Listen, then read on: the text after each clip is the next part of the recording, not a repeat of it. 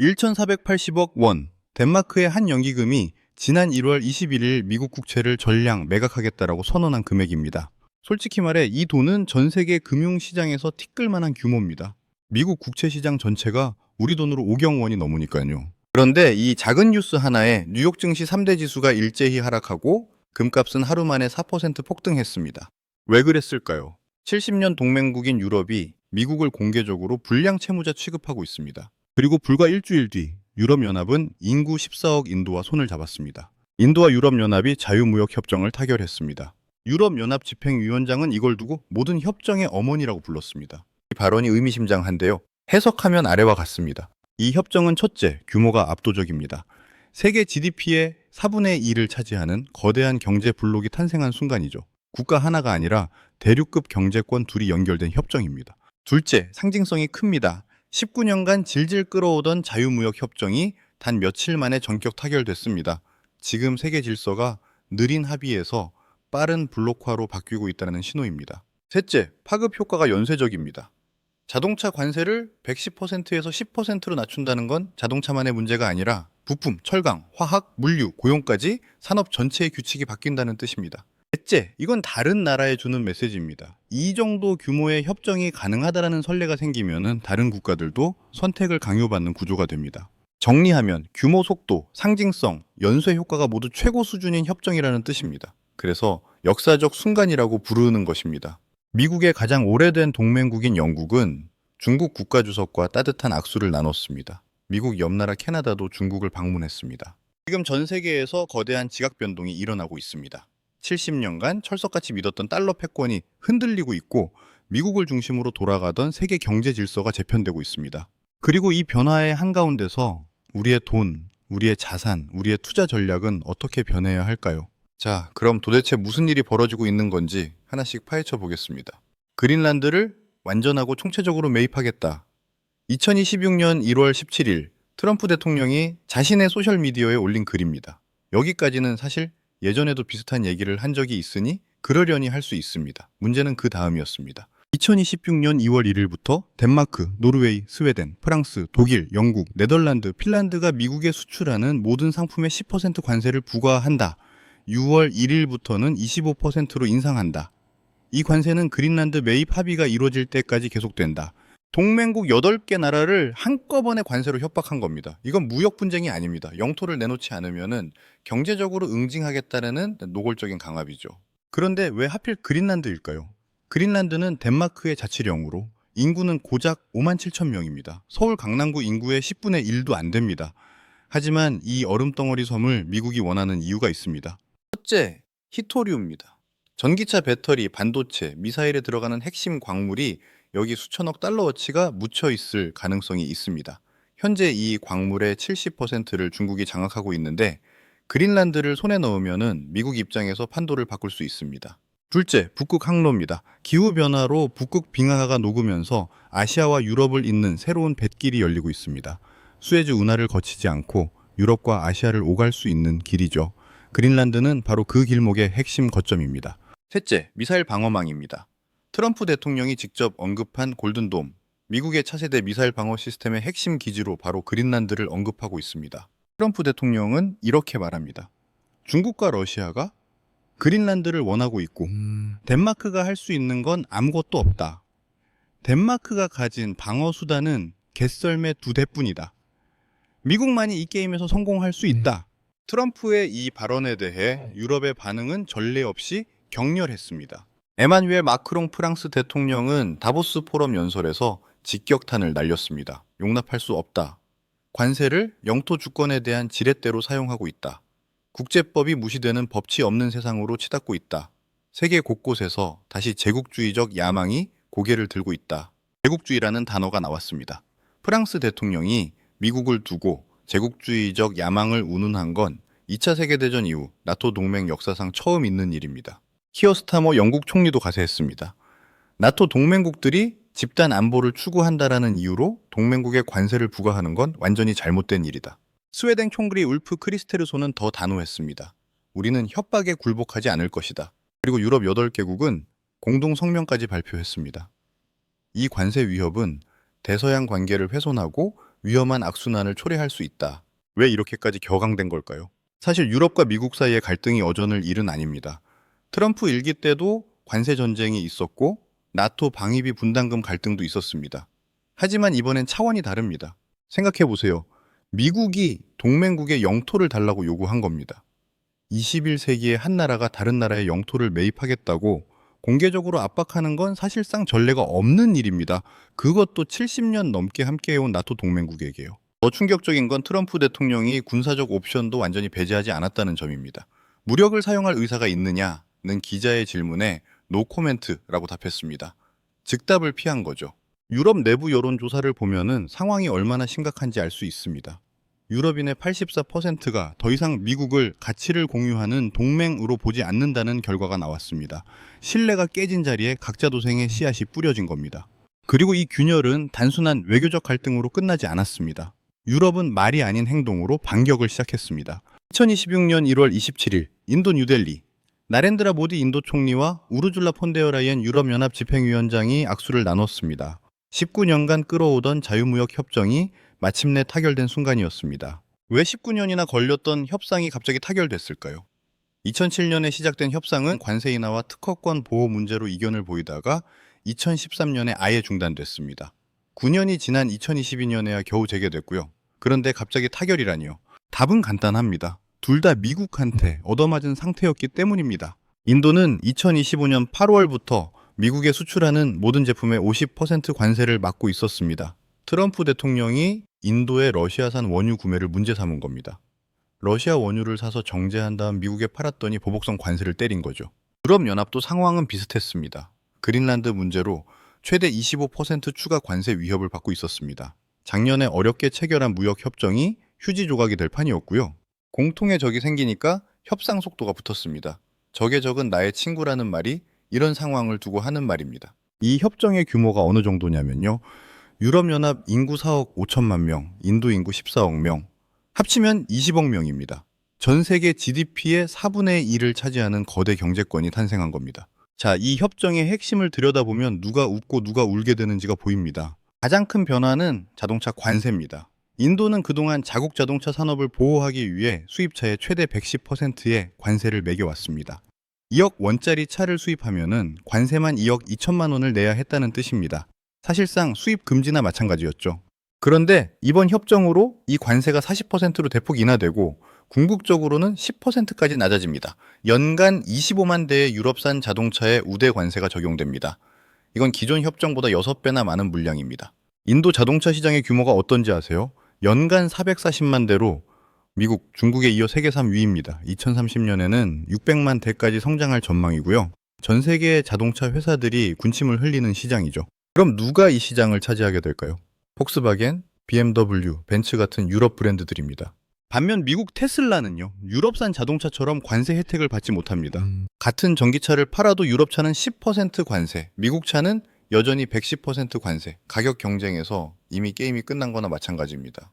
자동차만이 아닙니다. 유럽산 기계 제품의 관세 최대 44%가 철폐됩니다. 화학 제품 22%, 의약품 11% 관세도 대부분 사라집니다. 철강과 철 제품에 붙던 최대 22% 관세도 10년에 걸쳐 단계적으로 폐지됩니다. 유럽연합 집행위원회의 발표를 보면은 앞으로 어떤 일이 벌어질지 예측할 수 있습니다.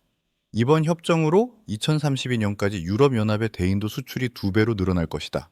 인도가 다른 어떤 교역 상대국에도 제공한 적 없는 수준의 관세 인하를 유럽연합에 적용한다. 미국이 관세 장벽을 쌓는 사이 유럽과 인도는 새로운 고속도로를 깔고 있는 겁니다. 이뿐만이 아닙니다. 2026년 1월 28일 영국 스타머 총리가 베이징 공항에 도착했습니다. 영국 총리가 중국을 방문한 건 8년 만에 처음입니다. 마지막 방문은 2018년 테리사 메이 총리 때였죠. 왜 8년이나 걸렸을까요? 그 사이 홍콩 민주화 시위 탄압, 위구르 인권 문제, 코로나 기원 논쟁 등으로 영중 관계가 얼어붙었기 때문입니다. 영국은 미국의 대중국 봉쇄 정책에 동조하면서 중국과 거리를 뒀습니다. 화웨이 장비를 오지 통신망에서 퇴출시키기도 했고요. 그런데 갑자기 왜 중국에 간 걸까요? 스타머 총리가 베이징 도착 직후 기자들에게 한 말이 힌트를 줍니다. 중국과의 관여는 우리 국가 이익에 부합합니다. 거대한 기회가 존재합니다. 시진핑 주석과의 정상회담은 3시간 동안 이어졌습니다. 회담 후 스타머 총리는 분위기가 매우 따뜻하고 건설적이었다 예고 평가했습니다. 양측은 장기적이고 안정적인 전면적 전략 동반자 관계를 구축하자고 합의했습니다. 여기서 나온 합의 내용은 아래와 같습니다. 첫째, 중국이 영국산 위스키 수입 관세를 10%에서 5%로 낮추기로 했습니다. 둘째, 영국 시민에 대한 중국 무비자 입국을 적극 검토하기로 했습니다. 셋째, AI 바이오, 재생에너지 분야 공동 연구를 확대하기로 했습니다. 이게 왜 중요하냐면요. 영국과 중국 사이의 연간 교역 규모가 1,000억 달러가 넘습니다. 우리 돈으로 145조 원입니다. 상호 투자 잔액은 680억 달러, 약 100조 원에 달합니다. 영국 내 약 37만 개 일자리가 중국과의 교역에 연결되어 있습니다.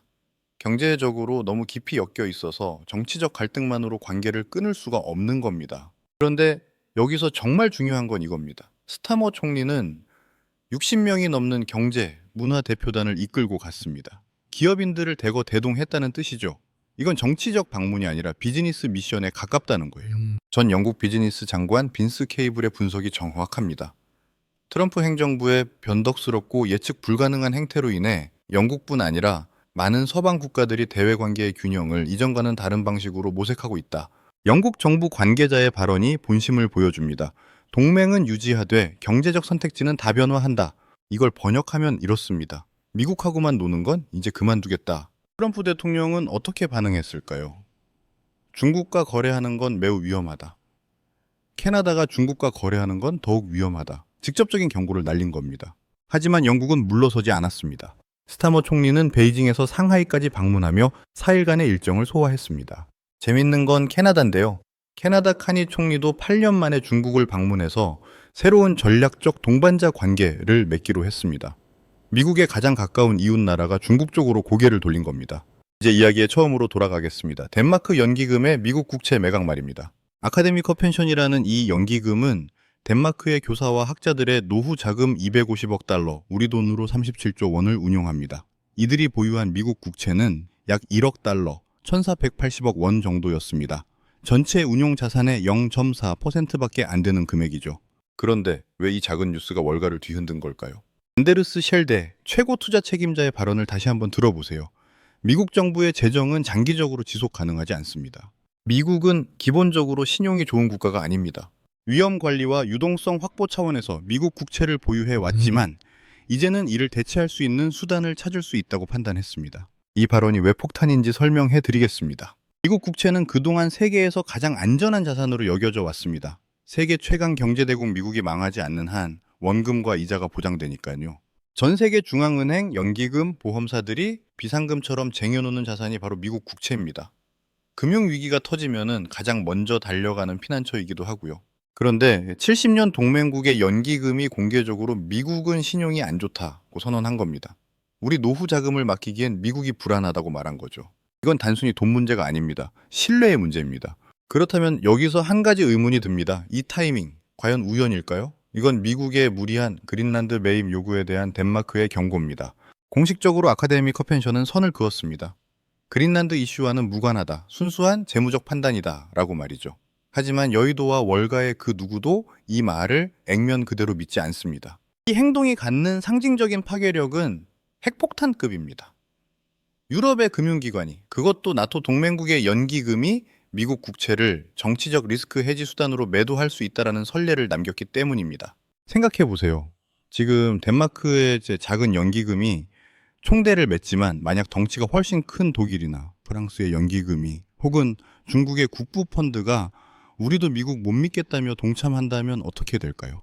미국 국채 시장엔 투매가 일어날 것이고 이는 곧 달러 가치의 폭락과 미국 금리의 폭등으로 이어집니다. 즉 덴마크는 아주 적은 돈으로 미국에게 가장 뼈아픈 메시지를 던진 겁니다.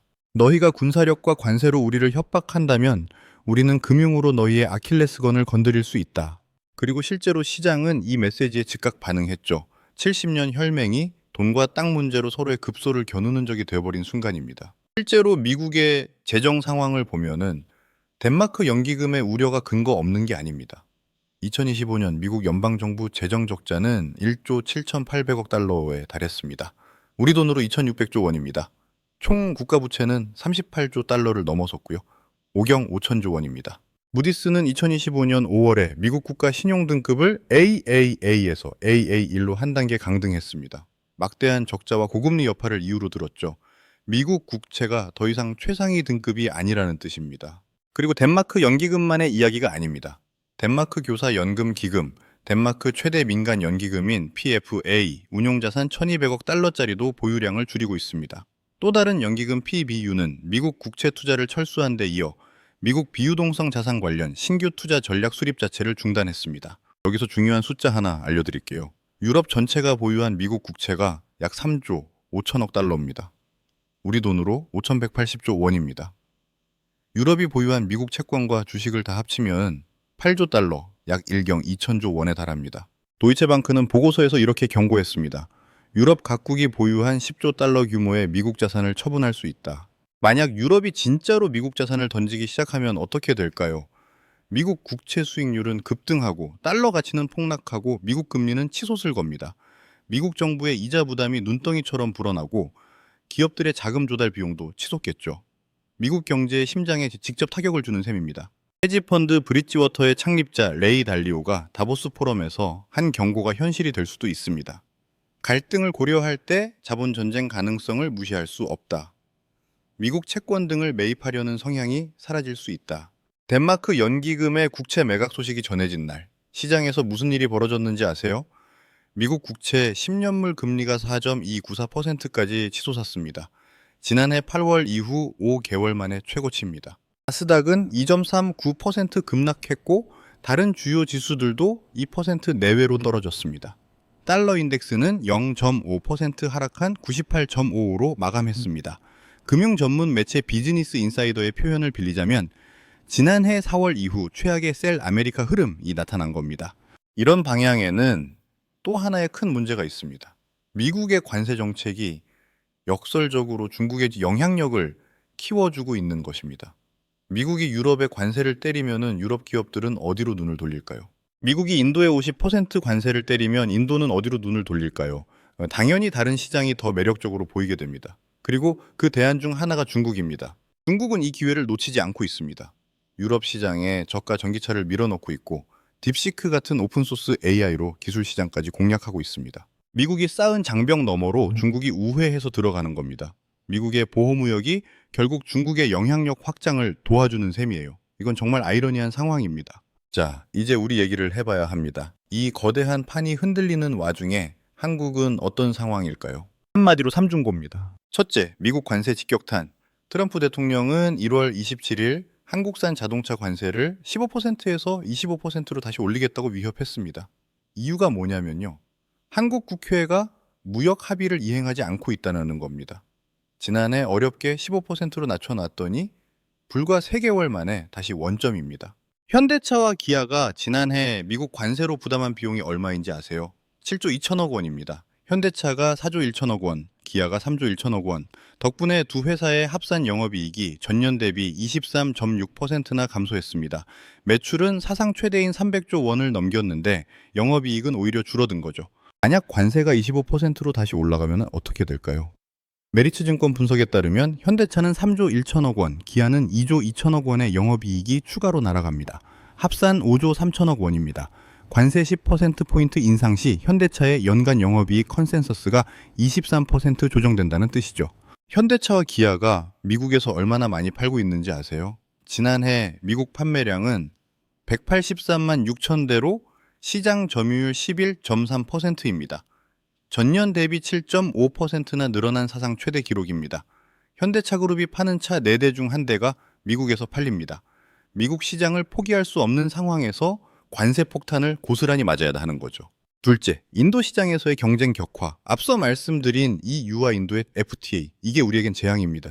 지금까지는 우리나 유럽이나 인도에 차 팔 때 똑같이 고율 관세를 냈습니다.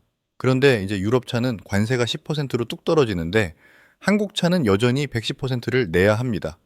가격표 떼고 붙어보자는 건데 이건 싸움이 안 됩니다. 인도는 현대차의 중요한 시장입니다. 현대차는 인도에서 생산도 하고 판매도 많이 하고 있거든요. 그런데 이제 유럽 차들이 관세 혜택을 받고 밀려 들어오면 경쟁이 치열해질 수밖에 없습니다. 셋째, 중국 기술 추격.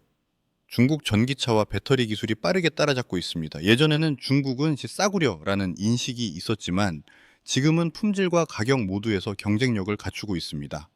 BYD 같은 중국 전기차 업체가 유럽 시장에서 점유율을 빠르게 높이고 있고요. 결론적으로 한국 기업들은 미국 시장에서 관세를 맞고 인도 시장에서는 유럽에 밀리고 중국에서는 기술 추격을 당하는 삼면 협공 상황에 놓여 있습니다. 현대차 그룹은 어떻게 대응하고 있을까요?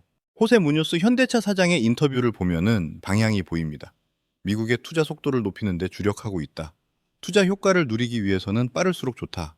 현대차는 향후 4년간 미국에 260억 달러, 약 37조 7천억 원을 투자하겠다고 발표했습니다. 조지아주 메타플랜트의 연간 생산 능력을 30만 대에서 50만 대로 확대하고 2030년까지 미국에서 파는 차의 80%를 현지에서 생산하겠다는 목표입니다. 관세를 피하려면 결국 미국에서 직접 만들어야 한다는 계산이죠. 그렇다면 정부는? 대한민국 정부와 국회는 지금 무엇을 해야 할까요? 골든타임이 얼마 남지 않았습니다. 첫째, 국회는 대미투자특별법과 무역 합의 비준안을 당장 통과시켜야 합니다. 지금 미국이 관세를 올리겠다는 명분이 뭡니까? 너네 국회가 약속 안 지켰잖아입니다. 미국 재무장관이 한국 국회가 승인하기 전까진 합의는 없다고 못 박았습니다. 국회가 늦장 부리는 하루하루가 기업에겐 수백억 원의 손실로 이어집니다. 일본은 이미 법 다 고치고 우회로 만들어서 미국 투자를 시작했습니다. 우리는 뭘 하고 있습니까? 둘째, 주고받기식 실리 외교를 보여줘야 합니다. 산업부 장관이 지금 워싱턴에 가 있죠. 단순히 봐달라고 사정하러 간 게 아니어야 합니다. 우리가 미국에 쏟아붓는 37조 원 그리고 현대차가 만드는 수만 개의 미국 일자리, 이걸 무기로 삼아야 합니다. 우리가 당신들 경제를 살려주는 파트너인데 관세로 우리 기업을 죽이면은 투자는 없다. 이런 배수진을 치고 확실한 면죄부를 받아와야 합니다. 셋째, 인도와의 협상 테이블을 다시 펴야 합니다. 유럽이 관세 10%라면 우리도 10%여야 합니다. 기존의 한인도 포괄적 경제 동반자 협을 즉각 개정해서 최소한 유럽과 동등한 조건은 만들어놔야 우리 기업들이 싸워볼 수 있지 않겠습니까? 지금 세계는 총성 없는 전쟁 중입니다. 동맹도 없고 의리도 없습니다. 오직 국익과 돈의 논리만 작동하는 냉혹한 정글입니다. 기업이 총알을 맞아가며 전선에서 싸우고 있다면 정부는 최소한 그들이 숨을 수 있는 참호는 파줘야 하지 않을까요? 자동차세 5조 3천억 원이 공중분해되기 직전입니다. 지금은 속도가 생명입니다. 지금까지 우리가 살펴본 것들을 정리해 보겠습니다. 덴마크 연기금이 미국 국채를 던졌습니다. 유럽과 인도가 손을 잡았습니다. 영국이 중국의 손을 내밀었습니다. 현대차는 미국 관세와 유럽, 인도의 동맹으로 인해 최악의 상황을 맞이하고 있습니다.